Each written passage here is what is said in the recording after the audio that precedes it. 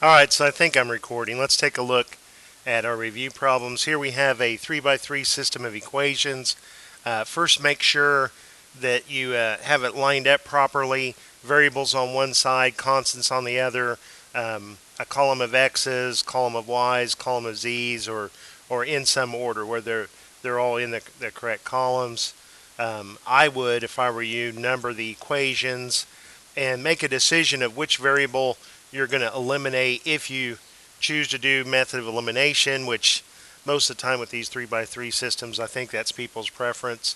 When I look through there, I look to see first, which variables have coefficients of 1 and possibly look to choose to eliminate those, or look for coefficients that are equal and opposite, like the -2 and +2. So if I were doing this, I would not eliminate. I can choose to eliminate the y's, but it'll be fewer steps and possibly fewer silly mistakes if I choose to eliminate x or if I choose to eliminate z. Because of the 2 and -2, I'm going to choose to eliminate z, and I'm going to right off the bat add equations 2 and 3 together, so because those are equal and opposite. So if I have 2x plus 3y minus 2z is equal to -10. And here's where I often make my mistakes, and that's in copying, when I have these equations, lining it up and copying the previous work.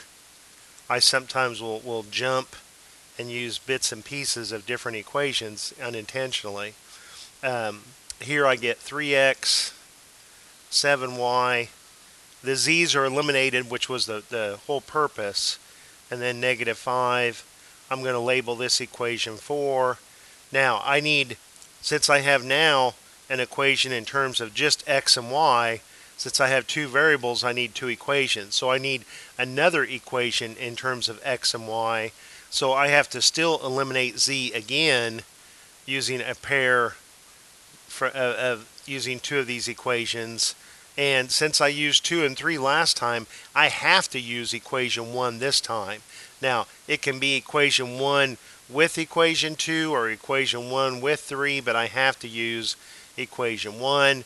I'm just going to go ahead and use equation 1 and equation 2.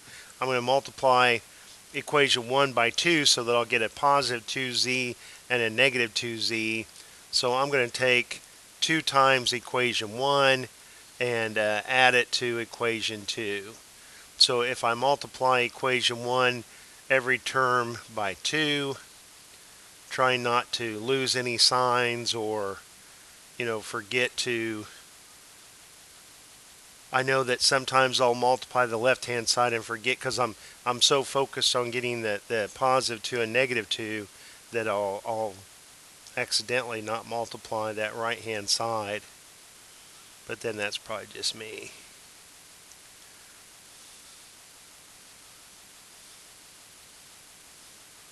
Alright, so when I do these, I listen to Bob and Tom, and they've got an old Harry Carey skit that's playing right now. It's kind of funny. Alright, 24 minus 10, 14. I'm going to call this equation 5. So now I have a 2 by 2 system in terms of x and y. I'm going to continue to, I could switch to substitution if I wanted to, but I'm going to just continue to do elimination. I could eliminate the x's, but it looks like it's going to be easier to eliminate the y's because I have that one coefficient, well, the -1 coefficient. I've got a 7 here, and it's easy for me to get a -7y by just multiplying everything in this equation by 7. So I'm going to take, to eliminate y, I'm going to take equation 4 and add 7 times equation 5. So I've got 3x plus 7y is equal to -5, and if I multiply everybody by 7, I get the -7y that I wanted, and 7 times 14 is 98, I think.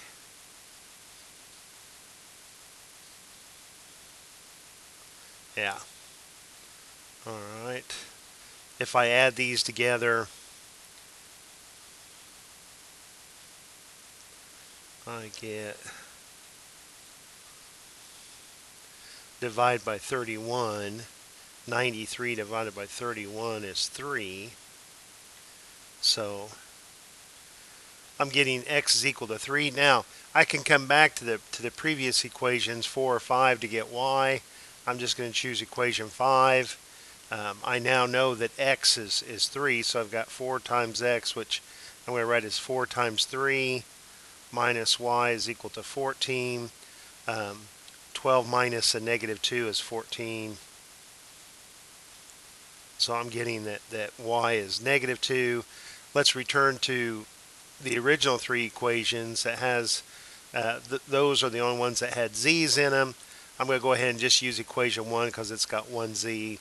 I'll write it over here. I know that I suspect now that x is 3, that y is negative 2, and I need to determine z.